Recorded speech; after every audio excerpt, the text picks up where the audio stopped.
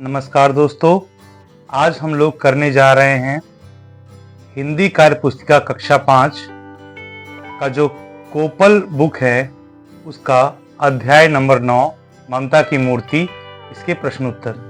तो आप लोगों से आशा है कि आप लोग अंत तक इस वीडियो को जरूर देखें ताकि कोई भी प्रश्न आप लोगों से न छूटे।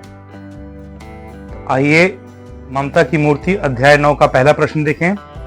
दिए गए बॉक्स में उचित विराम चिन्ह भरिए। देखिए इस बॉक्स में विराम चिन्ह है, इसको हमको भरना है। क्या मैं आपसे हाथ मिला सकता हूं? तो यहाँ पे प्रश्नवाचक चिन्ह आएगा। ओह, फिर यहाँ पे ये वाला चिन्ह आएगा। अभी नहीं, अभी यह हाथ साफ नहीं है। यहाँ पे पूर्ण विराम। ये पवित्र हाथ मदर टेरेसा के थे, पूर्ण विराम, जो सचमुच गरीब। यहाँ पे अल्प विराम, असहाय, रोगी, अल्प विराम, अपाहिज आदि लोगों की माँ थी, पूर्ण विराम। इसके बाद है बचपन से ही उनके मन में सेवा का भाव था, पूर्ण विराम। और इसके बाद अंतिम है कैनेडी बोले, नहीं नहीं, इन्हें गंदे कहकर अपमान मत कीजिए। यहाँ पे ये चिन्ह आएगा। तो ये पहला प्रश्न हमारा कंप्लीट हुआ। इसके बाद दूसरा प्रश्न, अनुशब्दांश लगाकर नए शब्द बनाइए। तो यहाँ पे देखिए अनु शब्द लगा हुआ है, ये लिखा हुआ है अनु जोड़मती, तो हुआ अनुमति। उसी तरह से हमको इन सब में अनु लगाकर एक नया शब्द बना देना है। तो अनु जोड़ चर अनुचर, अनु जोड़ भाव अनुभव, अनु जोड़ मान अनुमान, अनु जोड़ सार अनुसार, अनु जोड़ राधा अनुराधा, अनु जोड़ राग अनुराग, अनु जोड़ स्वार अनुस्वार, अनु जोड़ ज अनुज, अनु जोड़ दान अनुदान। तो यहाँ पे देखिए नीचे लिखा हुआ है वैसे शब्दांश जो किसी शब्द के आगे लगाकर उनके अर्थ में परिवर्तन ला देते हैं उपसर्ग कहलाते हैं। तो जो आगे लग जाते हैं किसी शब्द में वो क्या कहलाते हैं? उपसर्ग कहलाते हैं। और ये आगे लगकर उनका अर्थ जो है वो बदल देते हैं। जैसे देखिए यहाँ पे मान था, यहाँ पे अनु लग गया तो ये अनुमान हो गया, तो इसका शब्द का अर्थ बदल गया। तो इसी के साथ दूसरा प्रश्न भी हमारा कंप्लीट होता है। तीसरा प्रश्न है निम्नलिखित शब्दों के बहुवचन रूप लिखिए। तो देखिए यहाँ पे लिखा हुआ है भाला, उसका बहुवचन है भाले। तो उसी तरह से कपड़ा, कपड़ा का हो जाएगा कपड़े, चना, चना का हो जाएगा चने, पंखा का हो जाएगा पंखे, बेटा का हो जाएगा बेटे, चीटी का हो गया है चीटियां, उसी तरह चाबी का हो गया चाबियां, घाटी का घाटियां, सखी का सखियां, डाली का डालियां। और भी नीचे हैं, यहाँ पे देखिए लता है, लता का हो गया लताएं, सभा का हो जाएगा सभाएं, महिला का महिलाएं, माला का मालाएं, कथा का कथाएं। उसी तरह बात का हो गया है बातें, तो हो जाएगा सड़क का सड़कें, कलम का कलमें, रात का रातें और बहन का बहनें। और यहाँ पे लिखा हुआ है वचन, शब्द के जिस रूप से एक या अनेक होने का बोध होता है उसे वचन कहते हैं। ये दो प्रकार के होते हैं। एक वचन, जिस शब्द में से किसी एक व्यक्ति या पदार्थ का बोध हो वो एक वचन, और जिस शब्द से अनेक वस्तुओं या व्यक्ति या पदार्थ का बोध हो वो बहुवचन। इसका एक विस्तृत वीडियो हम लोगों ने बना दिया है, आप लोग प्लेलिस्ट में जाके देख सकते हैं। ता शब्दांश लगाकर नए शब्द बनाइए। तो देखिए यहाँ पे मम है, उसमें ता जुड़ गया तो ये ममता हो गया। उसी तरह बाकी भी ता लगाकर हमको नया शब्द बनाना है। तो सम जोड़ता समता, विषम जोड़ता विषमता, समान जोड़ता समानता, जन जोड़ता जनता, पवित्र जोड़ता पवित्रता, कायर जोड़ता कायरता, योग्य जोड़ता योग्यता, और सुंदर जोड़ता सुंदरता, एवं सफल जोड़ता सफलता। तो देखिए लिखा है वैसे शब्दांश जो किसी शब्द के पीछे लगकर उनके अर्थ में परिवर्तन ला देते हैं प्रत्यय कहलाते हैं। तो देखिए अभी हम लोगों ने पढ़ा था कि जो शब्द आगे लगते हैं वो उपसर्ग कहलाते हैं, और ये उसका उल्टा है, ये पीछे लगता है तो ये पीछे लगेगा तो ये प्रत्यय कहलाएगा। जो आगे लगे वो उपसर्ग और जो पीछे लगे वो प्रत्यय है। इसका भी एक विस्तृत वीडियो हम लोगों ने बना दिया है, आप लोग प्लेलिस्ट में जाके उसको देख सकते हैं। तो प्रश्न है यदि आपको निम्नलिखित की सहायता करने का अवसर मिले तो आप उनकी सहायता किस प्रकार करेंगे? विस्तार से लिखिए। तो पहला है दीन दुखी। तो इसमें हम लोग लिखेंगे कि अगर मुझे दीन दुखी की सहायता करने का अवसर मिले तो मैं उनकी आवश्यकता के अनुरूप उनकी मदद करूंगा। यानी जैसी आवश्यकता होगी उनको वैसी मदद की जाएगी। तो माता की कैसे मदद करेंगे हम लोग, सहायता करेंगे? तो माता पिता की सेवा करने का अवसर मिले तो मैं उनकी सेवा पूरे तन मन धन से करूंगा एवं उन्हें भगवान स्वरूप मानकर दिन रात उनकी पूजा करूंगा। इसके बाद मित्र की सहायता करने को हो तो यदि मुझे मित्र की सहायता करने का अवसर मिले तो मैं उनकी समस्याओं को ध्यान पूर्वक सुनूंगा एवं उसके समाधान का हर संभव प्रयास करूंगा। इसके बाद है शिक्षक।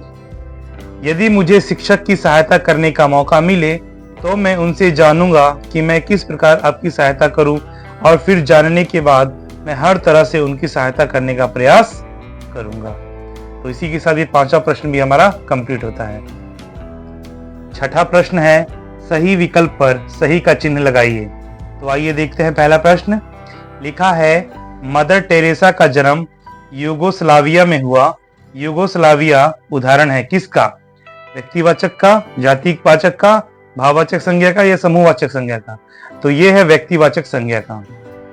अगला है गरीबों की सेवा के लिए बुढ़ापे में भी उनका दिल मचलता रहता था। बुढ़ापा यहाँ पे उदाहरण किसका है? तो यहाँ पे ये भाववाचक संज्ञा का उदाहरण होगा। तीसरा है मदर टेरेसा अपने कार्यों को खुद करती थी। यहाँ पे मदर टेरेसा किसका उदाहरण है? तो मदर टेरेसा व्यक्तिवाचक संज्ञा का उदाहरण है। इसके बाद है वे असहायों को पानी पिलाती थी। पानी किसका उदाहरण है? तो पानी यहाँ पे द्रव्यवाचक संज्ञा का उदाहरण है। तो दोस्तों ये था संज्ञा का प्रश्न। संज्ञा का विस्तृत वीडियो हम लोगों ने बना दिया है, आप लोग प्लेलिस्ट में जाके इसको देख सकते हैं। 7वां प्रश्न है निम्नलिखित वाक्यांशों के लिए एक एक शब्द लिखें। तो यहाँ पे देखिए जो जनता की सेवा करता हो, यानी जनता की सेवा करने वाला समाज सेवी। दूसरा है अत्याचार करने वाला अत्याचारी। दूसरों पर उपकार करने वाला परोपकारी। देश के लिए भक्ति का भाव रखने वाला देशभक्त। आइए 8वां देखते हैं। निम्नलिखित वाक्यों में थे और थी शब्द का प्रयोग हुआ है जो कि बीते समय यानी भूतकाल के बारे में बताता है। इसी प्रकार है शब्द वर्तमान समय के बारे में यानी वर्तमान काल के बारे में बताता है और होगा शब्द आने वाले समय यानी भविष्य काल के बारे में बताता है। तो ये पवित्र हाथ मदर टेरेसा के थे जो सचमुच गरीब, असहाय, रोगी, अपाहिज आदि लोगों की मां थी। निम्नलिखित वाक्यों में बताइए कि वह किस समय के बारे में बात कर रहा है। मैं सुबह घर गया था, तो यह था है यहाँ पे, तो ये भूतकाल होगा। रतन विद्यालय में पढ़ रहा है, यहाँ पे रहा है यहाँ पे, तो ये वर्तमान काल में होगा यानी काम हो रहा है अभी। माता जी कल आगरा जाएंगी आगे यहाँ पे गागी जिसमें आए वो भविष्य काल होता है, तो इसमें भविष्य काल होगा। राजा बहुत समझदार था आ गया, तो ये भूतकाल होगा। चाचा जी कल मिलने आएंगे, तो इसमें ये भविष्य काल होगा। तो आइए 9वां प्रश्न देखें। 9वां प्रश्न है निम्नलिखित शब्दों के सही अर्थ वाले शब्द से जोड़ी मिलाइए। आइए मिलान करते हैं हम लोग। प्रण करना, प्रण करने का अर्थ होता है प्रतिज्ञा करना।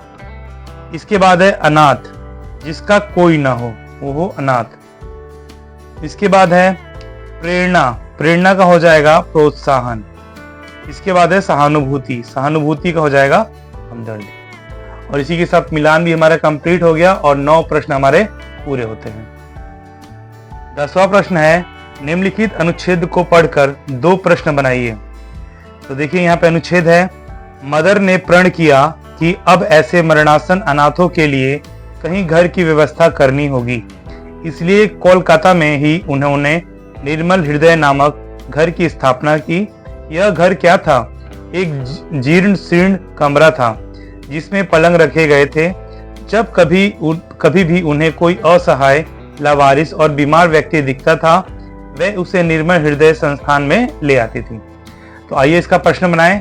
तो पहला प्रश्न बनेगा निर्मल हृदय नामक घर की स्थापना किसने की? तो साथ साथ इसका आंसर बताते हैं आपको। निर्मल हृदय नामक घर की स्थापना किन्होंने की? तो मदर टेरेसा ने की। इसके बाद है मदर टेरेसा ने क्या प्रण लिया, क्या प्रण किया? ये दूसरा प्रश्न बन जाएगा। तो इसका भी उत्तर बता देते हैं कि मदर टेरेसा ने प्रण किया कि अब ऐसे मरणासन अनाथों के लिए कहीं घर की व्यवस्था करनी होगी। तो ये था 2 प्रश्न इसके जो अनुच्छेद को पढ़ के हम लोगों ने बनाए।